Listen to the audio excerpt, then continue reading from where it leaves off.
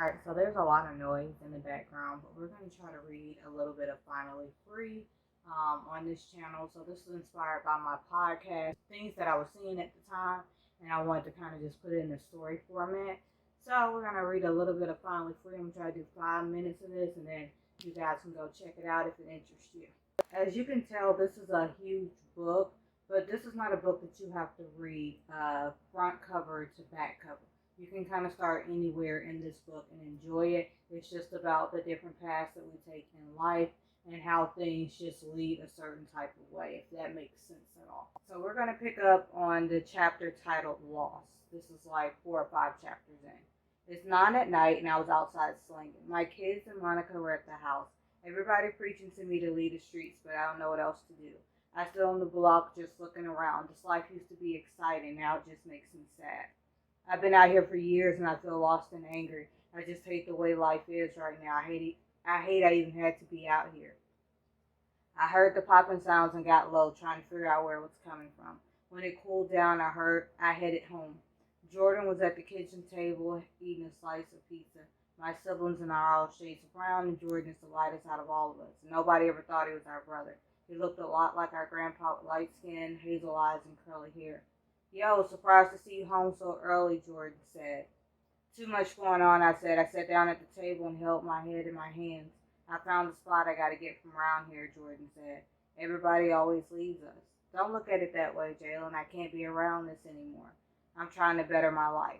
So you leave us behind, say, and go? Come on, it ain't like that. I can't go back to the same things. All I want is peace, to make money, and to be a better person.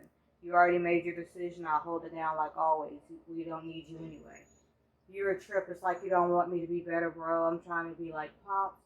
I'm not trying to be like Pops. 40 and still stuck in the game. Do what you gotta do, bro. I got up from the table and walked upstairs. Lainey, Janie, and Josiah were fast asleep in my bed. I changed out of my clothes into basketball shorts and a t-shirt. I climbed into bed next to Josiah. I knew why Jordan had to leave, but I didn't like it. Now I had to hold it down by myself. I really couldn't leave the block now. I had to make sure my family was straight. It's like Jordan didn't even understand that. How could he be so selfish and leave us? I couldn't sleep. This is the next chapter, looking for Paul. I couldn't sleep and I was up at 4 the next morning just thinking. I stood in my window feeling angry and defeated. Jordan packed up and left late last night. It was now on me to make sure my family was straight. Nana coming to town later today with my brother Izzy. She told me she got to focus on her health, and Izzy had been getting into trouble. It's on me to straighten him out and make sure he doesn't go down the same path Jordan, Paul, and I did. I knew he was only acting out because he missed Mama and Pops. I walked downstairs and chilled on the couch. I rolled up and counted my money. I looked at the bills on the coffee table. This is why I had to keep hustling. Paul burst into the house and slammed the door. He leaned his back against the door and tried to catch his breath. He looked like he saw a ghost. I looked at him and grabbed my strap. You alright? You need to handle something? Nah, I put my gun back on the coffee table. This life made me a savage, bro. I never wanted to hurt nobody, Paul said. What you talking about? He sighed. I don't want to talk about it. I'm going to bed. He walked upstairs and I wondered what the hell happened. About 10 o'clock, officers were banging at the front door. The kids, Monica, and I were just chilling in the living room. Take the babies upstairs, I told Monica. She led Janie, Laney, and Josiah upstairs. I swung open the door and glared at the 2 officers. Officer Knight was white, tall, skinny, and had a menacing look on his face.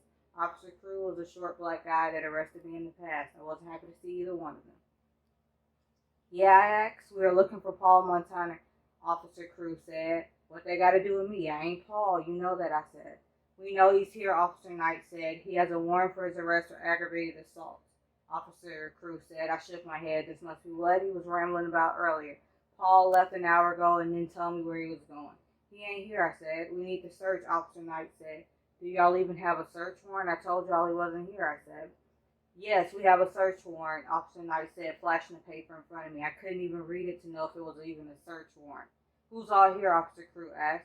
Why y'all in my business? I told y'all Paul ain't here. Don't y'all got somebody else to harass? I asked. We need to take a look around. Don't make things hard on yourself, Officer Knight said. I didn't like the threat, but I didn't want to escalate the situation with my babies and sisters at the house. I stepped to the side and let them search the house. So check out the book, Finally Free.